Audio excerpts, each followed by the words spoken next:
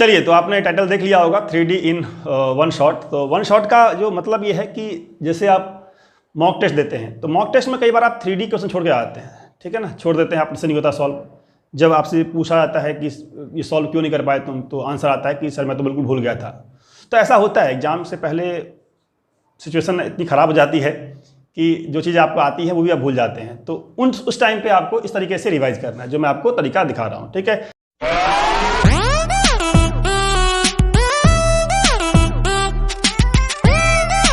अगर उस तरीके पे फोकस नहीं करेंगे, आप सिर्फ याद कर लेंगे, तो आप एंड टाइम पे ऐसे ही नर्वस फील करेंगे।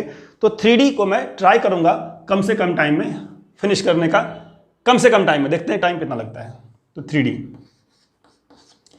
3D में आपको दो चीज़ों के बारे में पढ़ना है, एक तो पढ़ना है लाइन, दूसरा पढ़ना है प्लेन। तो अब लाइन और प्लेन में इतने सारे फॉर्मूले हैं, लाइन का फॉर्मूला, प्लेन का फॉर्मूला, ठीक है, लाइन के बीच का एंगल, प्लेन के बीच का एंगल, लाइन प्लेन के बीच का एंगल, ठीक है। तो बहुत सारी चीज़ें हैं। तो इन बहुत सारी चीज़ों में क्या होता है, आप भूल जाते हैं कि स्टार्ट कहाँ से करना है और ख़त्म कहाँ से होता है। तो मैं स्टार्ट कर रहा हूँ 3D में, एक साथ कर रहा हूँ स्टार्ट में, लाइन और प्लेन दोनों एक साथ बता रहा हूँ, ठीक। लाइन क्या होता है, प्लेन क्या होता है, साथ समझिए एक साथ। लाइन और प्लेन एक साथ समझा रहा हूँ, सो दैट आप एक साथ इसको याद कर पाएंगे, रिलेट कर पाएंगे दोनों को। लाइन कैसे डिफाइन करते हैं और प्लेन कैसे डिफाइन करते हैं।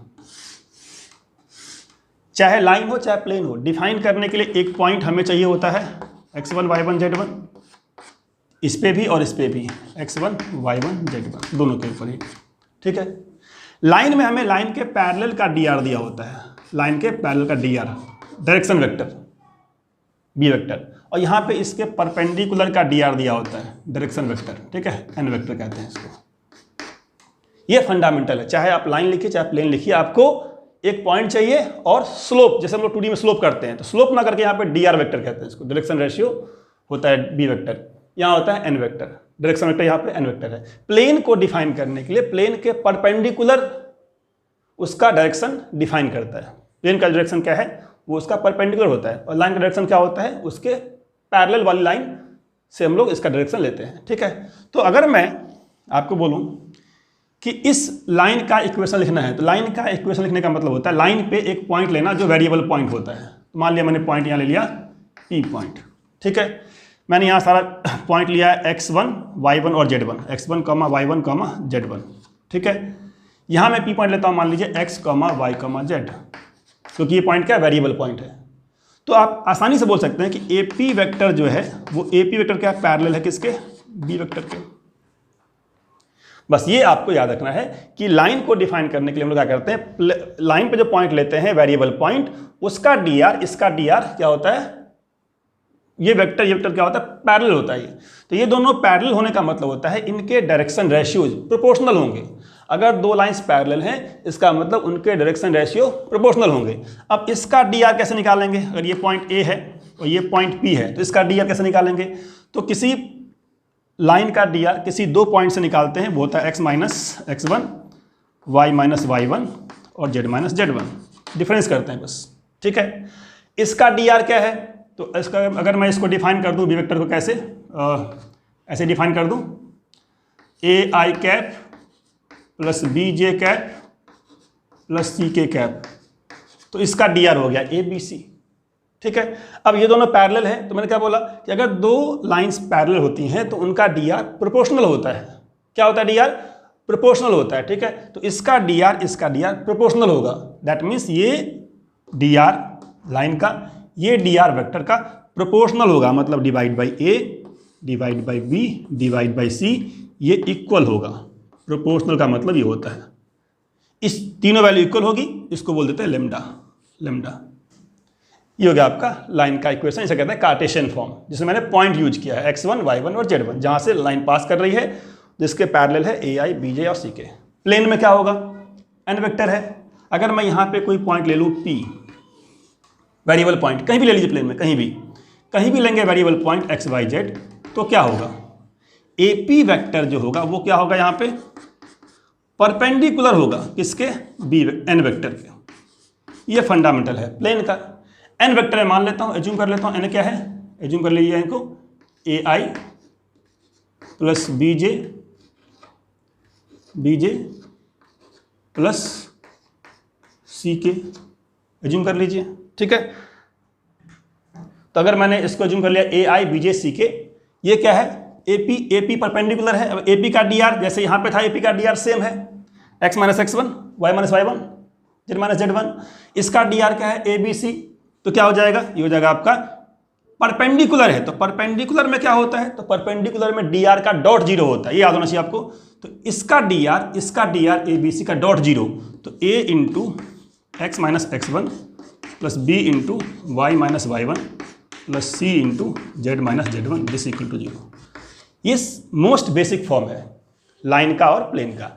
आपको लाइन हो चाहे प्लेन हो, उसका इक्वेशन लिखने के लिए एक पॉइंट और उसका डायरेक्शन। प्लेन का डायरेक्शन क्या होता है, उसका नॉर्मल, लाइन क्या होता है, उसका पैरेलल। अब इसी इक्वेशन को अगर मुझे लिखना है वेक्टर फॉर्म में, तो वेक्टर फॉर्म में क्या लिखा है, देखिए A P vector perpendicular to N vector, that means A P vector dot N vector equal to zero. इसे कहते हैं कार्टेशियन फॉर्म, ठीक है। अब मैं लिख रहा हूँ वेक्टर फॉर्म है इसका, तो A P dot N, A P मतलब क्या होगा, तो ए पॉइंट को मैं, ये ए पॉइंट था, ठीक है, ए पॉइंट को अगर मैं दिखा दूं ए वेक्टर से, ठीक है, जो पी पॉइंट होता है वेरिएबल पॉइंट, उसे दिखा दूं आर वेक्टर से, आर वेक्टर से, तो ए पी हो जाएगा R vector minus A vector, और डॉट में N vector equal to zero. This is called vector form, इसे कहते हैं वेक्टर फॉर्म, वेक्टर फॉर्म। ये आपका कार्टेशियन फॉर्म। तो ये आपको कार्टेशियन वेक्टर इस तरीके से याद कर लेना है। इसमें क्या हो जाएगा, इसमें वेक्टर फॉर्म क्या हो जाएगा, A P vector parallel to B vector, A P parallel B, A P parallel B means A P equal to lambda times B vector, ठीक है। अगर दो वेक्टर्स पैरेलल होती हैं, इसका मतलब वो जो आपस में मल्टीपल होती है, किसी कांस्टेंट का मल्टीपल होती है। तो यहाँ से कह सकते हैं आप R vector minus A vector equal to lambda B vector, और you can say R vector equal to A vector plus lambda B vector. ये चला गया उस side, you can say A vector plus lambda B vector. तो इस तरीके से आपको याद रखना है कि लाइन है चाहे प्लेन है, वो डिफाइन कैसे होता है, वो डिफाइन होता है आपके पॉइंट से और उसके डायरेक्शन से, ठीक है। ये होगी पहली बात। सेकेंड पॉइंट क्या होता है इसके अंदर, तो सेकेंड पॉइंट आपको लाइन और प्लेन लिखना है डिफरेंट तरीके से। आपको लाइन पे दिया रहेगा 2 पॉइंट, प्लेन पे दिया रहेगा 3 पॉइंट, ठीक है। तो उसे कर लेते हैं, लाइन पे 2 पॉइंट और प्लेन पे 3 पॉइंट। तो लाइन पे 2 पॉइंट और प्लेन पे 3 पॉइंट कैसे लिखते हैं, चलिए देखते हैं।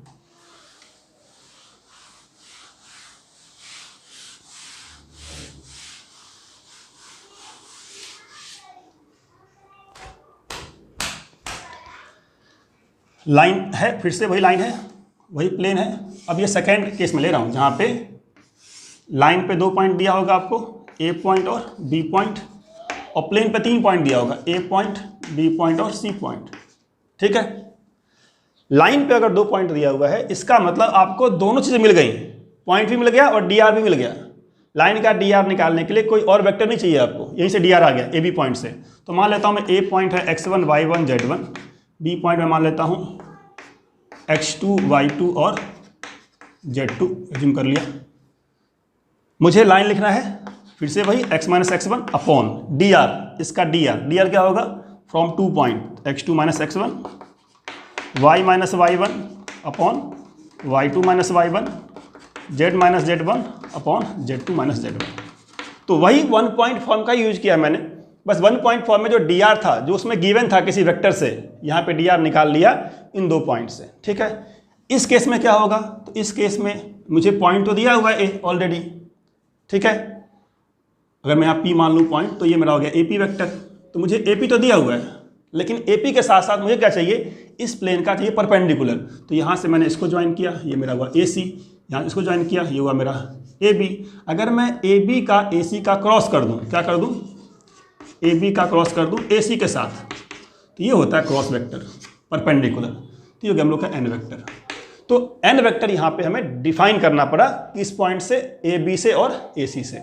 तो आपका ए बी ए सी क्या हो गया, this is your vector which is perpendicular to A P vector. A P का मतलब क्या है, पी क्या होता है, वेरिएबल पॉइंट, आर वेक्टर। तो R vector minus A vector that is A P vector dot dot क्यों? क्योंकि परपेंडिकुलर है, डॉट 0 होगा। तो डॉट में क्या, A B cross A C, A B मतलब क्या, B minus A, B minus A cross A C means क्या, सी माइनस ए। ये हो गया आपका डॉट, यहाँ पे इधर क्रॉस, बीच में क्रॉस, दिस इक्वल टू 0। ये इसका वेक्टर फॉर्म है, ठीक है। यहाँ मैंने क्या लिखा, कार्टेशियन फॉर्म लिखा। अब अगर मैं इसी वेक्टर फॉर्म को चाहूँ लिखना कार्टेशियन में, तो कार्टेशियन में आर माइनस ए क्या होता है, आर माइनस ए, आर लिखते हैं एक्स वाई जेड, ए क्या लिखते हैं x1 y1 z1, बी लिखते हैं x2 y2 z2, सी लिखते हैं x3 y3 z3। तो अगर मैं बोल दूं ए मेरा क्या है x1 y1 z1, तो यहाँ पे क्या आएगा x minus x1 i cap, y minus y1 j cap, z minus z1 k cap. यहाँ क्या आएगा b माइनस a, b मेरा क्या x2 y2 z2, x1 y1 z1, तो x2 minus x1 y2 minus y1 z2 minus z1। यहाँ क्या आएगा x3 minus x1 y3 minus y1 z3 minus z1। तो फाइनली अगर मैं इसको कन्वर्ट करूं तो ये बनेगा डिटर्मिनेंट, बनेगा डिटर्मिनेंट। और उस डिटर्मिनेंट में जो 3 रोज होंगी, पहला रोज होगा इसका, that is x minus x1 y minus y1 z minus z1। Second row होगा इसका b minus a, second point minus first point, so x2 minus x1 y2 minus y1 z2 minus z1। और third row होगा इसका, that is x3 minus x1 y3 minus y1 and z3 minus z1। ठीक है, ये हो गया आपका Cartesian form. तो ये वेक्टर फॉर्म, कार्टेशियन फॉर्म। अब लाइन में आते हैं। लाइन में क्या था, ये था हमारा कार्टेशियन फॉर्म, इक्वल टू कर लेंगे लेमडा। इसी का वेक्टर फॉर्म क्या होगा, तो vector form I can say AP vector, P point मान लेता हूं यहाँ पे पी पॉइंट है, पी पॉइंट है, तो AP vector parallel to AB vector. AP means what, R vector minus A vector, AB means what, B vector minus A vector, दोनों parallel है तो यहाँ आ जाएगा lambda. So you can say R vector equal to A vector plus lambda times B minus ए। तो आपको finally क्या समझना है, फाइनली ये समझना है, चाहे वो लाइन हो चाहे वो प्लेन हो, हमें एक पॉइंट चाहिए, हमें एक डायरेक्शन चाहिए। प्लेन का डायरेक्शन डिफाइन होता है उसके नॉर्मल से, लाइन का डायरेक्शन डिफाइन होता है उसके पैरेलल से। यहाँ पे मुझे पैरेलल वेक्टर नहीं दिया है, मुझे बस 2 पॉइंट दिया होगा। अगर 2 पॉइंट दिया होगा, 2 पॉइंट से मैं वेक्टर निकाल लूँगा। ठीक है, ये मोस्ट जनरल पॉइंट हो गया। अब इसके बाद क्या, तो इसके बाद आपका होता है, अगर मैं आपसे पूछूं भाई कि लाइन पे एक जनरल पॉइंट क्या होगा, ठीक है, प्लेन पे जनरल पॉइंट क्या होगा, तो जनरल पॉइंट हम लोग बात करेंगे लाइन के ऊपर बेसिकली, प्लेन पे बात नहीं करेंगे, बात करेंगे लाइन के ऊपर। ठीक है, तो लाइन पे जनरल पॉइंट कैसे लिखते हैं, या फिर लाइन का पैरामीट्रिक फॉर्म क्या होता है। पैरामीट्रिक फॉर्म आप करते हैं कोऑर्डिनेट ज्योमेट्री के अंदर, तो वो हम लोग थर्ड कर लेते हैं, general parametric point form, parametric form of line. तो पैरामीट्रिक फॉर्म बोलिए या फिर जनरल पॉइंट, जनरल पॉइंट। ये मैं आपको वो चीज़ें बता रहा हूँ जो आपको याद होना चाहिए। ये चीज़ें ऐसी हैं जो आपको याद होना चाहिए किसी भी टाइम। टेस्ट स्टार्ट होता है, टेस्ट एंड होता है, ठीक है, टेस्ट नहीं होता है, आपको याद रहना चाहिए हमेशा ये सब चीज़ें। ठीक है, तो अगर लाइन पे मुझे कोई पॉइंट एज्यूम करना हो, मान लीजिए लाइन पास कर दी ए पॉइंट से, ये हमें दिया हुआ है, ठीक है, ऐसे दिया हुआ है x1 y1 z1, और लाइन का इक्वेशन क्या है, x minus x1 by A, y minus y1 by B, z minus z1 by C. ये जो लेमडा होता है ना, lambda, lambda equal parameter. Lambda की अलग अलग वैल्यू के लिए आपका x का अलग अलग वैल्यू आएगा। कैसे आएगा, तो x equal to A lambda plus x1, y equal to B lambda plus y1 and z equal to C lambda plus z1। ठीक है, तो ये जो लेमडा आपका है, this is called parameter, this is called parametric form. Lambda 1 कर दीजिए, point आ जाएगा XYZ, 2 कर दीजिए, अलग पॉइंट आ जाएगा। तो ये बहुत ही बेसिक सी चीज़ है कि अगर आपको लाइन पे एक पॉइंट दिया है, सेकंड पॉइंट निकालना है, लेमडा चेंज कर दीजिए, लेमडा कर देंगे 0 तो ये मिल जाएगा, for this point lambda is 0। 1 कर दीजिए, कोई और पॉइंट आ जाएगा, 2 कर दीजिए, कोई और पॉइंट आ जाएगा। ये बहुत ही बेसिक है कि अगर आपको लाइन पे कोई पॉइंट लिखना है तो लेमडा की वैल्यू को वेरी करते रहिए। लेमडा इक्वल टू 0 पे क्या आएगा, ये वाला पॉइंट आएगा। अगर आपको लाइन ऐसे दिया हुआ है, A vector plus T times of B vector, बस टी की वैल्यू पुट करते रहिए। अगर टी लेंगे 0 तो क्या आ जाएगा, ए वेक्टर फर्स्ट पॉइंट आ जाएगा, और टी चेंज करते रहिए, आपको पॉइंट मिलता रहेगा। तो लाइन पे 2 पॉइंट लिखना हो, 3 पॉइंट लिखना हो, इन्फिनाइट पॉइंट लिखना हो, आराम से आप टी को या लेमडा को वेरी करते रहिए, आपका पॉइंट आता रहेगा। ठीक है, अब कई बार क्या होता है, आपको लाइन पे पॉइंट एज्यूम करना होता है, तो वहाँ पे ये काम आएगा। कब एज्यूम करना होता है वो समझ लीजिए, कब एज्यूम करना होता है। आपको बोलेगा intersection of line and plane. क्या बोलेगा? Intersection of line and plane. ये मोस्ट कॉमन कंसेप्ट है। कंसेप्ट बहुत सारे हैं, मैं वही ले रहा हूँ जो आपको याद रहना चाहिए किसी भी टाइम। ठीक है, ये आपको प्लेन दिया रहेगा, ये आपको लाइन दे देगा, बोलेगा बताओ ये पॉइंट क्या है। ये पॉइंट निकाल लेंगे तो इसके बाद बहुत सारे क्वेश्चन बन जाते हैं इसके ऊपर। ठीक है ना, आपको मान लीजिए ये पॉइंट निकालना है, ये लाइन दिया है, ये प्लेन दिया हुआ है। लाइन क्या दिया हुआ है? मान लेते हैं x minus x1 upon A, y minus y1 upon B and z minus z1 upon C equal to lambda.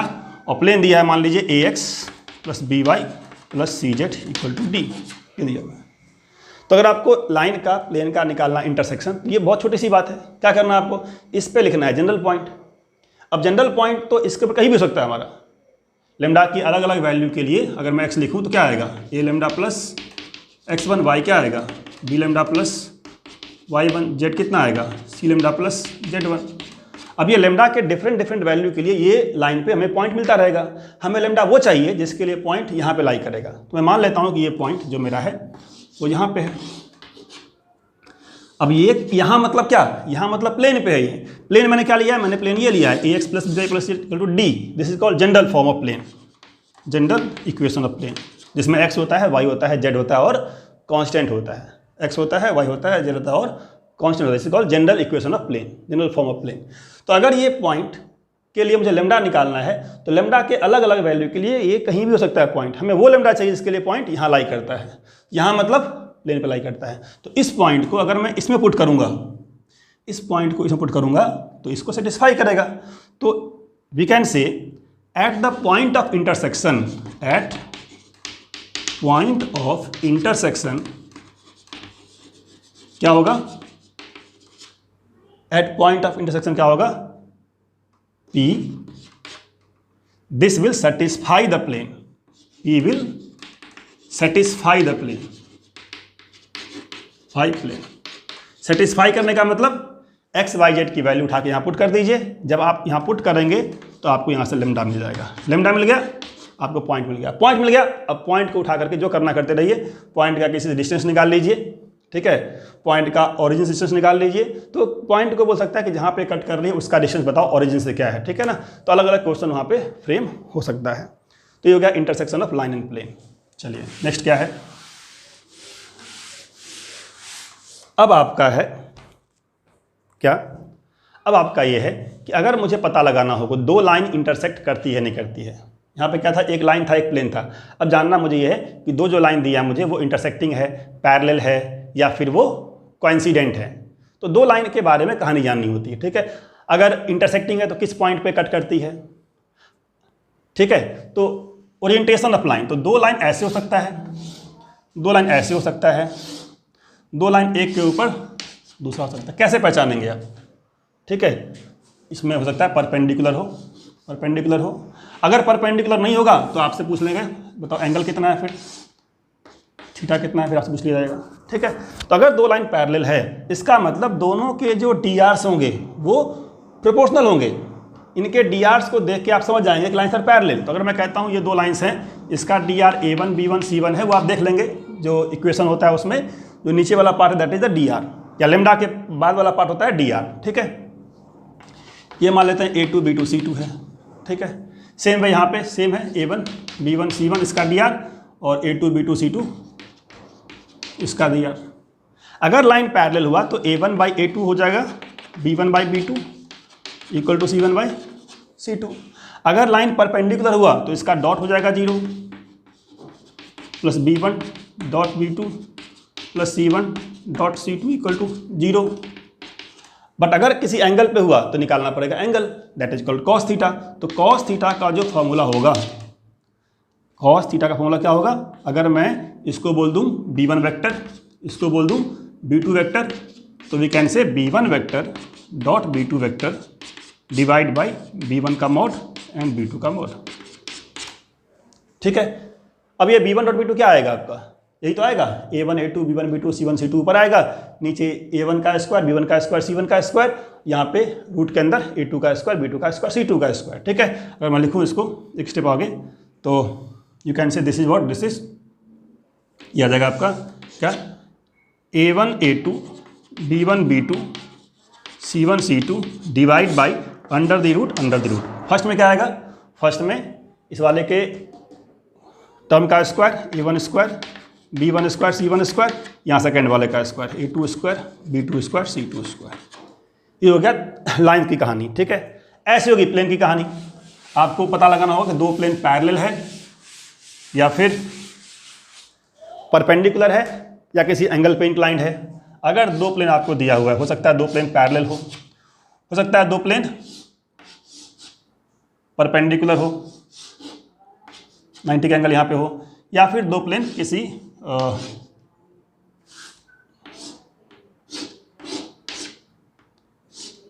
Angle पे इंक्लाइंड हो, थीटा ये दिया हो, ठीक है ना। अगर ऐसा है तो plane is defined by their normals.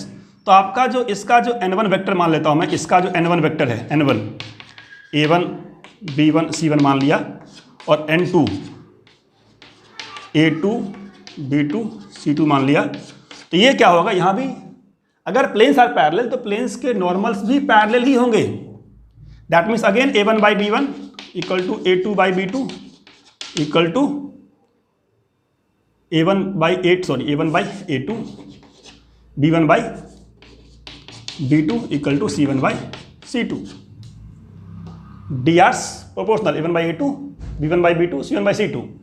इस केस में क्या हो जाएगा, same a1 dot a2 plus b1 dot b2 plus c1 dot c2 equal to 0। और यहाँ थीटा निकालना है, same formula cos theta equal to जो उसमें लिखा था b1 वेक्टर, यहाँ आ जाएगा n1 vector dot n2 vector by n1 का मॉड n2 का मॉड। समझ गए आप ये। तो इस तरीके से हम लोग देख सकते हैं कि लाइन और प्लेन किस तरीके से ओरिएंटेड है। अब मैं कह रहा था कि मुझे पता लगाना है कि दो लाइन इंटरसेक्ट करती है या नहीं कर सकती है। अगर मैं बात करता हूँ दो लाइन की, ठीक है, अगर ये कट करती है इंटरसेक्टिंग लाइन, इस पे जेईई मेन में क्वेश्चन आता है डायरेक्टली। अगर लाइन इंटरसेक्ट करती है ना, तो ये जो पॉइंट होगा, अगर मैं इसका लिखूं पहले वाले का जनरल पॉइंट, क्या मिलेगा, a प्लस मान लेता हूँ point x1 plus lambda a, y1 plus lambda b, comma z1 plus lambda c। मैंने इस पे लिया जनरल पॉइंट, ठीक है। सेकेंड पे लेता हूँ general point x2 plus lambda है, यहाँ पे t कर लेते हैं, t टाइम्स a1 कर लीजिए, b1 कर लीजिए, c1 कर लीजिए, ठीक है। यहाँ कर लेते t times a1 x2 plus t times a2 यहाँ पे b2 और कॉमा x2 यहाँ पे y2 प्लस यहाँ पे z2 plus t times a1 b1 c1 a2 b2 c2। तो इस लाइन पे आप जनरल पॉइंट अज्यूम कर लीजिए। अगर ये इंटरसेक्ट करती है, इसका मतलब क्या, ये और ये इक्वल होगा, ये और ये इक्वल होगा। इन दोनों को इक्वेट करके आपको क्या मिल जाएगा, आपको मिल जाएगा लेमडा और टी का वैल्यू। लेमडा और टी का वैल्यू मिल गया, यहाँ पुट करिए थर्ड में। अगर थर्ड का दोनों सेम हो गया, इसका मतलब लाइन इंटरसेक्टिंग है। हार्डली ये लगता है 4 से 5 मिनट लगता है, ऐसा लगता नहीं है। मैक्स लगेगा तो 4 मिनट लगेगा। जनरल पॉइंट इक्वेट किया, यहाँ से इक्वेशन एक आएगा लेमडा और टी में, यहाँ सेकंड आएगा लेमडा और टी में। लेमडा और टी में जो दो इक्वेशन जो आपके पास आया, उसको आप सॉल्व करिए, आपका लेमडा और टी आ जाएगा।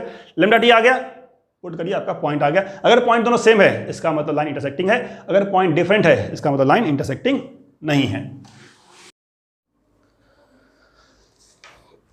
चलिए, तो जनरल पॉइंट जो आपने किया है ना, जनरल पॉइंट एक बहुत बड़ा टूल है आपके पास। 3D में जनरल पॉइंट का बहुत बड़ा रोल होता है, ठीक है। बहुत बड़ा रोल क्या होता है, एक तो मैंने बताया आपको कि अगर लाइन और प्लेन इंटरसेक्ट करती हैं तो कैसे हम लोग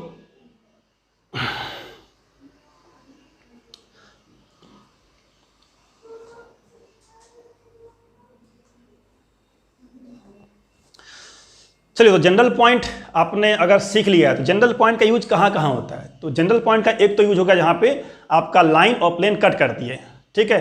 तो लाइन और प्लेन कट करती हो, चाहे लाइन और लाइन कट करती हो, हमें पॉइंट निकालना होता है। जब भी पॉइंट निकालना होगा 3D के अंदर, बात होगी जनरल पॉइंट की, ठीक है।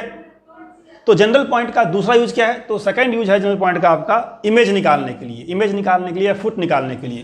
तो आपका ये जो टॉपिक है फुट निकालना, foot of perpendicular slash image, जो भी है फुट आ जाएगा तो इमेज भी आ जाएगा, ठीक है ना। क्योंकि अगर मैं एक प्लेन ले लूँ, यहाँ पे एक प्लेन ले लूँ, ये बोल दो एक पॉइंट ए है, ठीक है, ये इसका फुट है एफ, तो अगर फुट निकाल लेंगे तो आपका इमेज भी आ जाएगा ए डैश। कैसे? एफ क्या होता है? इसका मिड पॉइंट होता है। एफ क्या होता है? इसका मिड पॉइंट होता है। तो मिड पॉइंट फॉर्मूले से आप निकाल लेंगे, मिड पॉइंट फॉर्मूले से निकालेंगे। किससे निकालेंगे? मिड पॉइंट फॉर्मूले से। यहाँ भी स्टूडेंट उल्टे पुल्टे काम करते हैं, डिस्टेंस फॉर्मूला लगा देते हैं। अगर आपका ये पॉइंट पता है, ये पॉइंट पता है, तो आपको मिड पॉइंट लगाना है, ठीक है। अब देखते हैं कैसे निकालेंगे फुट। आपको प्लेन दिया रहेगा ax plus B Y plus C Z plus D equal to 0। ये कहते हैं प्लेन का जनरल इक्वेशन। मान लेता हूँ पॉइंट है 1, 2, 3, एज्यूम कर लिया पॉइंट, ठीक है। x1 y1 z1 ना करके मैंने ऐसे एज्यूम कर लिया 1, 2, 3, ठीक है। अगर आपको ये फुट निकालना, फुट क्या है? Foot is a point on this line as well as on the plane. Foot ऐसा पॉइंट है जो लाइन पे भी है और प्लेन पे भी है। लाइन पे आपको जनरल पॉइंट लिखना आता है, तो अगर लाइन पे आपको जनरल पॉइंट लिखना आता है, आपको उसी का यूज करना है। क्या करना है आपको लाइन पे लिखना है जनरल पॉइंट, ठीक है। अब क्वेश्चन ये आएगा सर आपके मन में कि सर ये लाइन पे पॉइंट कैसे लिखेंगे, हमें तो लाइन दिया ही नहीं है, आपको प्लेन दिया हुआ है। अब प्लेन देने का मतलब बहुत कुछ दिया हुआ है आपको। प्लेन देने का मतलब क्या हुआ? ये जो ए बी सी होता है ना, A B C, this is the D R of N vector. तो अगर आपको प्लेन दिया हुआ है, इसका मतलब आपको एन वेक्टर दिया हुआ है। क्या दिया? एन वेक्टर, ए आई कैप, बी जे कैप और सी के कैप, ये दिया है आपको। और आपको ये पॉइंट दिया रहेगा, आपको एन मिल गया, पॉइंट मिल गया, और इसका परपेंडिकुलर का मिल गया डायरेक्शन, क्योंकि ये एन वेक्टर होता है परपेंडिकुलर। ये फुट है मतलब परपेंडिकुलर है ये, तो दोनों का डायरेक्शन सेम होगा। यहाँ से आपको लाइन की इक्वेशन आ जाएगी। तो अगर मैं आपको पूछूं भाई ए एफ की इक्वेशन क्या है, तो इक्वेशन ऑफ ए एफ क्या हो जाएगा? ए एफ क्या हो जाएगा? ये हो जाएगा x-1 divide by A, y-2 divide by B, z-3 divide by C, और यहाँ पे आप कर लीजिए लेमडा। लेमडा करके क्या करना है? यहाँ से आपको निकालना है इसके ऊपर जनरल पॉइंट। किसके ऊपर? लाइन के ऊपर। तो लाइन के ऊपर जनरल पॉइंट क्या हो जाएगा? a lambda plus 1, b lambda plus 2 and c lambda plus 3। मुझे लेमडा की वो वैल्यू चाहिए जिसके कॉरस्पॉन्डिंग ये फुट है उसका।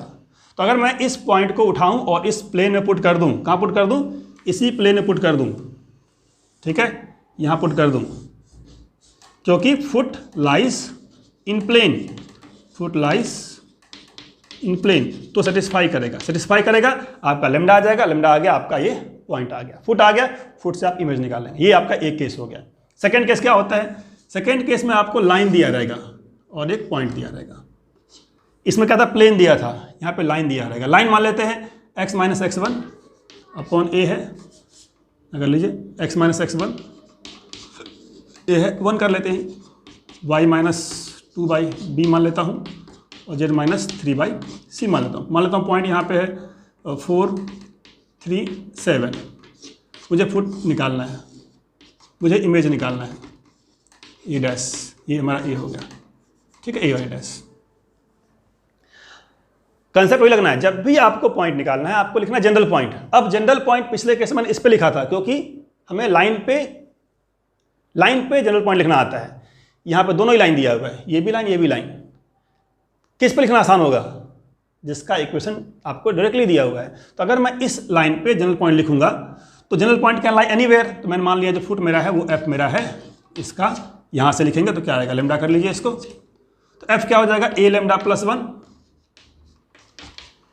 यहाँ से बी लेमडा प्लस 2, और यहाँ से सी लेमडा प्लस 3। क्या करना है आपको? ये पॉइंट आ गया, इस केस में सेटिस्फाई कर रहा था। इस केस में क्या करेंगे? तो मैंने पॉइंट तो लिख लिया, मैंने अभी तक ये परपेंडिकुलर का यूज नहीं किया। मैंने ये परपेंडिकुलर है, ठीक है। परपेंडिकुलर मैंने यहाँ पे कैसे यूज किया था कि ये परपेंडिकुलर था तो ये और ये पैरेलल हो गई थी, दोनों का डी आर सेम हो गया था। यहाँ पे ये और ये परपेंडिकुलर है, इसका मतलब इसका डी आर, किसका डी आर? ए एफ का डी आर। तो क्या करना है आपको? यहाँ के बाद D R of A F dot D R of line, ये करना है 0। ये करेंगे 0, यहाँ से आपका लेमडा आ जाएगा। अब बात आ सकती है क्या कि सर ये D R of A F कैसे निकालेंगे? तो यहीं से स्टार्ट किया था मैंने, अगर आपको ये पॉइंट पता है, ये पॉइंट पता है, डी आर निकालना है, सिंपली इसका डिफरेंस कर दीजिए। डिफरेंस करेंगे डी आर आ जाएगा, डी आर आ गया, डी आर इसका आ गया, इसका डी आर दिया है, डॉट करेंगे 0 आ जाएगा। That is your concept for two perpendicular lines. ठीक है, अब बात करते हैं हम लोग नेक्स्ट पॉइंट क्या हो सकता है। तो फुट हो गया, इमेज हो गया। अगर फुट आ गया तो आपको परपेंडिकुलर लेंथ निकालने के लिए फॉर्मूले की जरूरत नहीं है, आप डिस्टेंस फॉर्मूला से भी निकाल सकते हैं, लाइन हो चाहे प्लेन हो, ठीक है ना। बट अगर आपको डायरेक्ट निकालना है फॉर्मूला, तो formula of perpendicular distance of a point from a plane, किसी पॉइंट का किसी प्लेन से परपेंडिकुलर डिस्टेंस अगर निकालना है सिर्फ, तो सिर्फ ये निकालने के लिए P से मान लीजिए F निकालना है, PF का लेंथ, तो ये टाइम वेस्ट होगा अगर मैं पॉइंट निकालूंगा तो। ठीक है, डायरेक्टली आपको निकालना आना चाहिए। तो ये डायरेक्टली क्या होता है, इसे कहते हैं परपेंडिकुलर डिस्टेंस, ठीक है, ऑफ पॉइंट। तो अगर किसी प्लेन से निकालना है परपेंडिकुलर डिस्टेंस, क्या करेंगे, प्लेन के इक्वेशन प्लेन के इक्वेशन के अंदर जो पॉइंट आपको दिया हुआ है उसको पुट करना है यहाँ पे। तो यहाँ पुट करने पे क्या आएगा, PF AX1 BY1 CZ1 minus D divide by under the root A² B² C²। अब ये फॉर्मूला वही है जो हम लोग करते थे 2D के अंदर, स्ट्रेट लाइन के अंदर।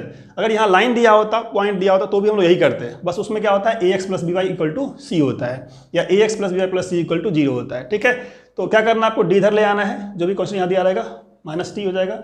जो पॉइंट दिया पुट करना है प्लेन में, डिवाइड करना है स्क्वायर रूट A² B² और C² से, आपका परपेंडिकुलर डिस्टेंस आ जाएगा। बट आपसे पूछा जाएगा ये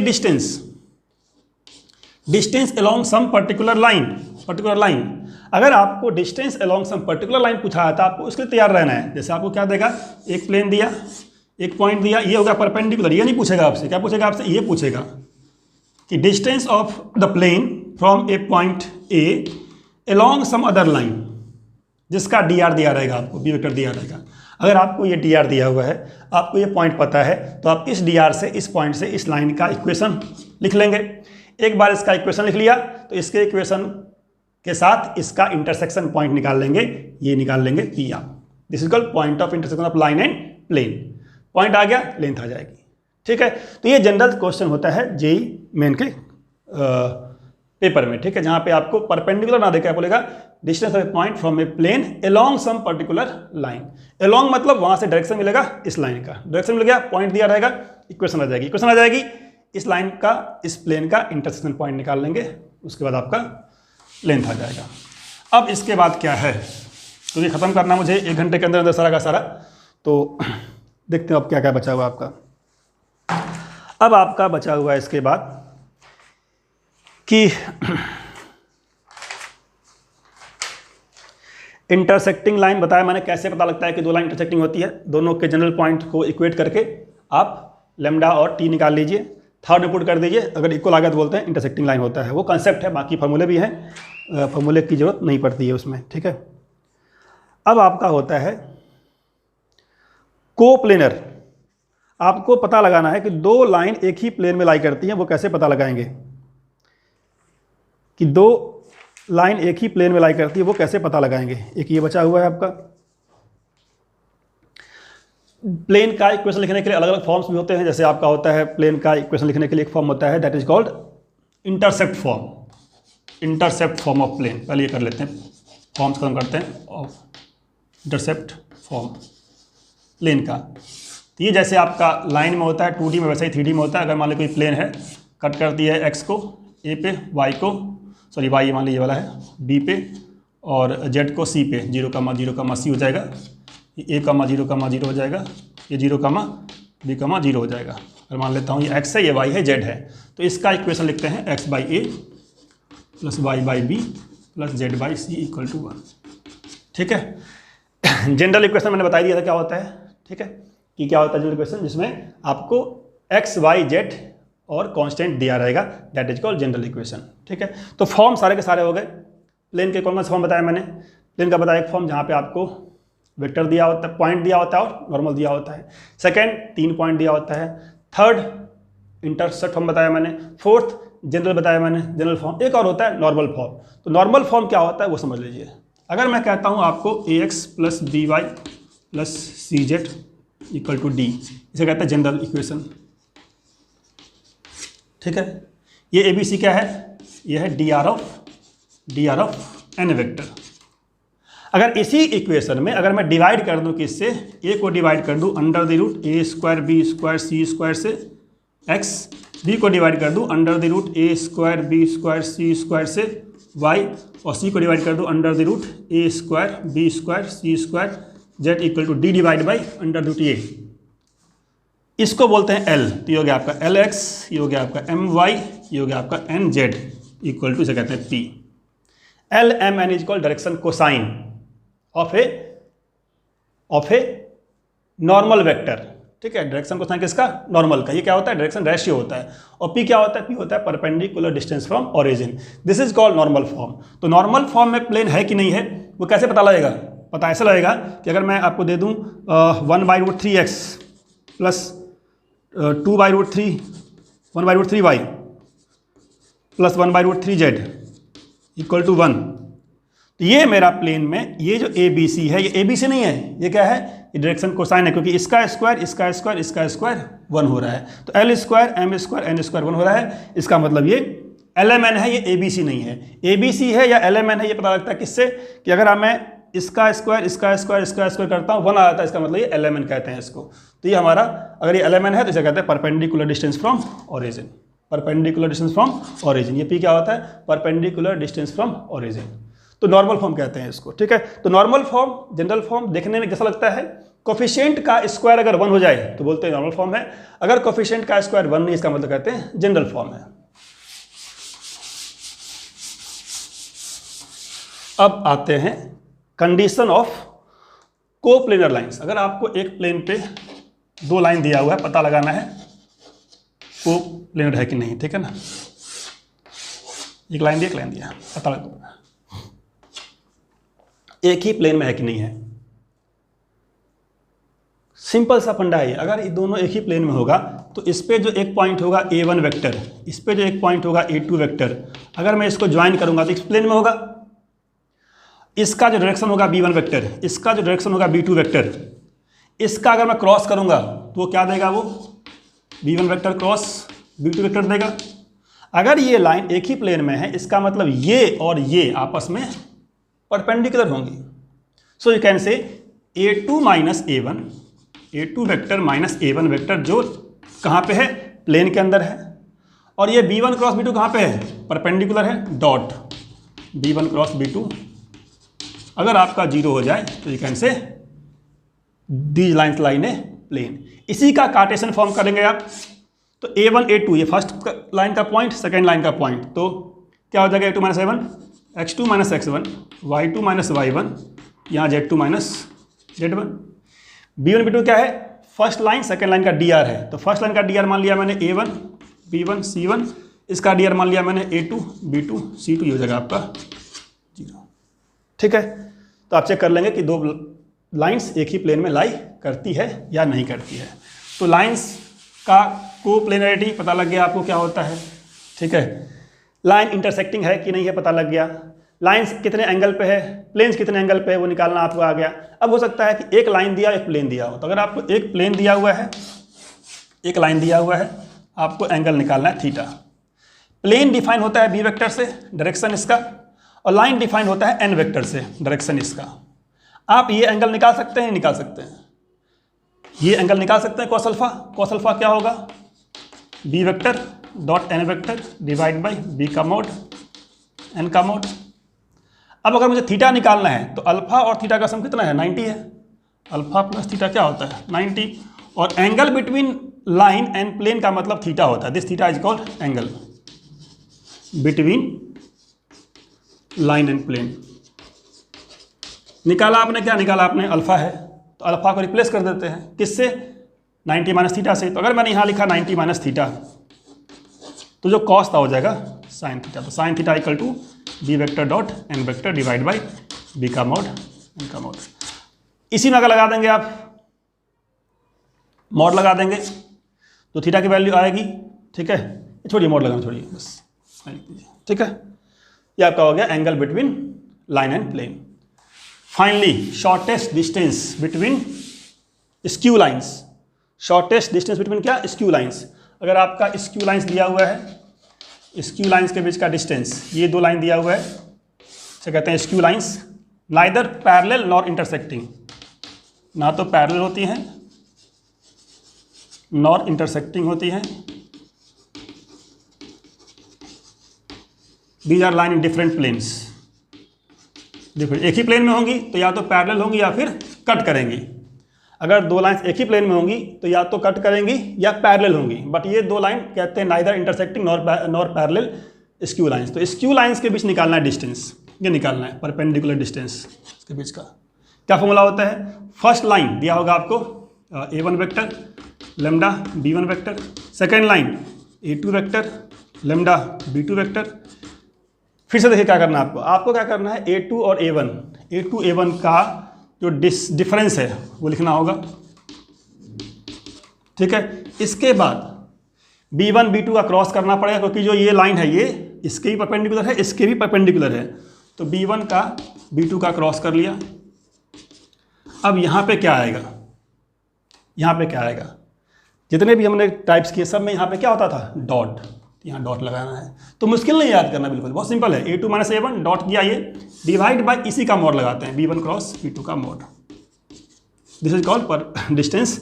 मान लिया a है, ये मान लिया b है, ab डिस्टेंस है, मोड लगाना पड़ेगा, क्योंकि डिस्टेंस की वैल्यू कभी भी नेगेटिव नहीं होती है। अब ये जो a2 माइनस a1 है, ये क्या है आपका?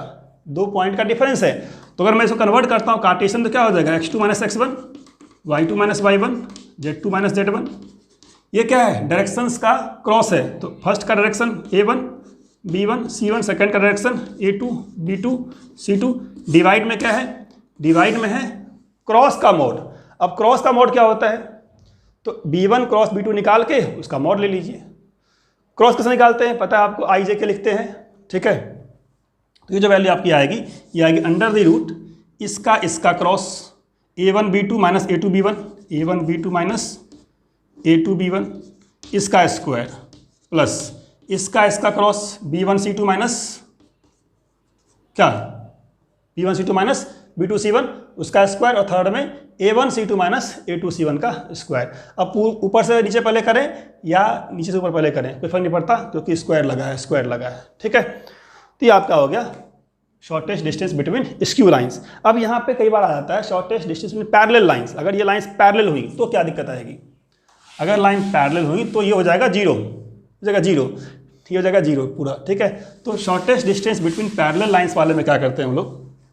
अगर लाइंस पैरेलल हो, लो लाइंस है पैरेलल हैं, ठीक है, मान लीजिए ये है a1 vector plus lambda b vector, ये है a2 vector plus lambda b vector. तो यहाँ पे आप b1 क्रॉस b2 करेंगे, जीरो हो जाएगा। तो यहाँ पे क्या निकालते हैं? डिस्टेंस अगर निकालना है d, तो d इक्वल टू कैसे करेंगे? तो यहाँ होता है वही a2 माइनस में तो करना ही पड़ेगा, ठीक है। यहाँ पे a2 माइनस a1 का हम लोग डॉट ना करके क्रॉस कर लेते हैं किससे? b वेक्टर के साथ। ठीक है, तो a2 माइनस a1 क्रॉस किया b। क्यों क्रॉस किया b? क्योंकि मुझे परपेंडिकुलर डिफाइन करने के लिए क्रॉस तो करना ही पड़ेगा। तो a2 माइनस a1 जो ये इस पे पॉइंट है, इस पे पॉइंट है, उसका डिफरेंस लिया, क्रॉस किया b के साथ, डिवाइड बाय b का मोड। ठीक है, इस पूरे का mode, that is called perpendicular distance between two parallel lines. एक बार मैं चेक कर लेता हूँ इस बात को कि पैरेलल लाइंस का मैंने ठीक लिखा है कि नहीं लिखा है। ठीक है, तो सही है, बिल्कुल सही है। क्या करते हैं? क्रॉस कर देते हैं। यहाँ पे क्रॉस क्यों किया मैंने? क्योंकि परपेंडिकुलर डिस्टेंस है तो क्रॉस ही टर्म आएगा, डॉट बीच में नहीं आएगा। ठीक है, वो वाला फॉर्मूला क्यों फेल होता है उसके अंदर? क्योंकि उस फॉर्मूले में क्या था? अगर b पैरेलल है तो b1 क्रॉस b2 जीरो हो जाएगा, इसलिए वो वाला फॉर्मूला नहीं लगता है। तो आपको ध्यान रखना है, जब भी perpendicular distance between two lines पूछता है तो लाइंस कैसी हैं? पैरेलल लाइंस हैं या फिर वो स्क्यू लाइंस हैं। ठीक है, तो फाइनली मैं आपको 3D का एक लास्ट पार्ट बताता हूं जो सबसे कॉमन है, बोर्ड में हो चाहे जेईई मेन में, दोनों में आता है। वो क्या आता है? देखिए, आपको एक लाइन निकालना होगा, इक्वेशन निकालना होगा, पॉइंट दिया रहेगा लाइन पे, एक पॉइंट दिया रहेगा, मान लीजिए x1 y1 z1, ठीक है। ऐसे ही आपको एक प्लेन निकालना होगा, प्लेन में पॉइंट दिया रहेगा x1 y1 z1। अब आपको पता है कि चाहे लाइन निकालना हो चाहे प्लेन निकालना हो, एक पॉइंट से बात नहीं बनेगी, आपको इसका डायरेक्शन चाहिए। किसका चाहिए डायरेक्शन? n चाहिए, n वेक्टर। ऐसे यहाँ पे क्या चाहिए आपको? b वेक्टर चाहिए, इसके पैरेलल b वेक्टर। आपको ये n वेक्टर और b वेक्टर दिया रहेगा इनडायरेक्टली। अलग अलग तरीके होंगे, जो मोस्ट जनरल तरीका ये है कि आपको ये बोल देगा कि जो प्लेन है, ये प्लेन किसी दो लाइन के पैरेलल है, एक लाइन ये वाला, एक लाइन ये वाला, इसके पैरेलल है। मान लिया जो फर्स्ट लाइन है उसका dr है b1 वेक्टर, इसका dr है b2 वेक्टर। ये बहुत ही जनरल सिनेरियो है, बोर्ड में हो चाहे जेईई में हो, सेम आता है, एग्जैक्टली सेम क्वेश्चन आता है। लाइन है, बोल देगा line is parallel to two planes. एक प्लेन ये दे दिया p1, सेकेंड प्लेन दे दिया इस तरीके से मान लीजिए p2। प्लेन दिया रहेगा निकालने को और बोलेगा plane is parallel to line, या लाइन निकालने को बोलेगा line is parallel to plane, ठीक है। अगर आपको n निकालना है, आपको दो ये दिया है b1 b2, क्या करना है? सिंपली आपका n वेक्टर होगा b1 vector cross b2 vector, ये निकालिए, आपका n वेक्टर आ गया, n आ गया, पॉइंट दिया हुआ है, आपका आंसर आ गया, ठीक है। क्या आंसर होगा? अगर मैं यहाँ पे आंसर लिखूँ डायरेक्टली तो आई कैन से, अगर मैं पॉइंट पी लेता हूँ r वेक्टर, तो I can say it is r vector minus a vector dot b1 vector cross b2 vector equal to, आप इस तरीके से डायरेक्ट फॉर्मूला समझ सकते हैं, ठीक है। ये वाला केस है सेम, यहाँ पे प्लेन दिया रहेगा आपको, प्लेन देने का मतलब प्लेन का कोफिशिएंट देखा, एक बजे का कोफिशिएंट वो हो गया n1 वेक्टर, इसका कोफिशिएंट देखा that is your n2 vector. आपको b निकालना है, क्या हो जाएगा? b vector equal to n1 vector cross n2 vector. b आ गया, पॉइंट दिया हुआ, इक्वेशन आ जाएगी। यही जो मैं n1 क्रॉस n2 कर रहा हूँ, इसी को करने का एक तरीका और भी है जो आप बोर्ड में जनरली लगाते हैं। क्या करते हैं आप इसको अगर मैं एज्यूम कर लूँ a, b, c, n2 मान लूँ मैं 1, 2, 3, n1 मान लूँ मैं 3, 4, 5, तो यू कैन से कि ये नॉर्मल है, ये लाइन है, दोनों क्या होगा? परपेंडिकुलर होगा, क्योंकि प्लेन था पैरेलल लाइन की, तो प्लेन और प्लेन लाइन पैरेलल है, इसका मतलब प्लेन का परपेंडिकुलर और ये आपस में परपेंडिकुलर होंगी। तो ये डॉट ये जीरो, ये डॉट ये जीरो, तो इसका डॉट क्या आएगा? a plus 2b plus 3c zero, इसका डॉट क्या आएगा? 3a plus 4b plus 5c zero. यहाँ से a एंड b निकालना है इन टर्म्स ऑफ c,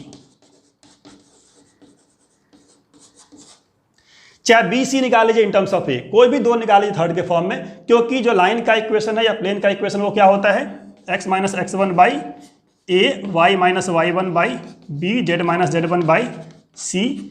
अगर ए बी निकाल लिया सी के फॉर्म में या बी सी निकाल लिया ए के फॉर्म में, तो अल्टीमेटली ए कट जाएगा या सी कट जाएगा, कोई फर्क नहीं पड़ता कि आपको तीनों नहीं निकालना, आपको क्या निकालना? सिर्फ दो निकालना है थर्ड के टर्म में। सेम यहाँ पे अगर मैं इसको बोल दूँ ए बी सी और इसका वही वैल्यू कर दूँ, मान लीजिए 1, 2, 3, यहाँ कर दिया मान लीजिए 3, 4, 5, तो सेम कंसेप्ट यहाँ भी, ये नॉर्मल है, ये लाइन पैरेलल है प्लेन के, तो ये इसका डॉट जीरो, इसका डॉट जीरो, यहाँ से आप वैल्यू निकाल लेंगे। तो मैंने ट्राई किया है 1 घंटे में, जो मैक्स से मैक्स हो सकता था मैंने आपको रिवाइज कराया है। अब किसी चीज़ का एंड नहीं होता है, सब्सक्राइब कर लीजिए, फर्दर वीडियो में इससे आगे कुछ 3D में कोशिश करूँगा, इंपॉर्टेंट पॉइंट्स डिस्कस करूँ आपके साथ।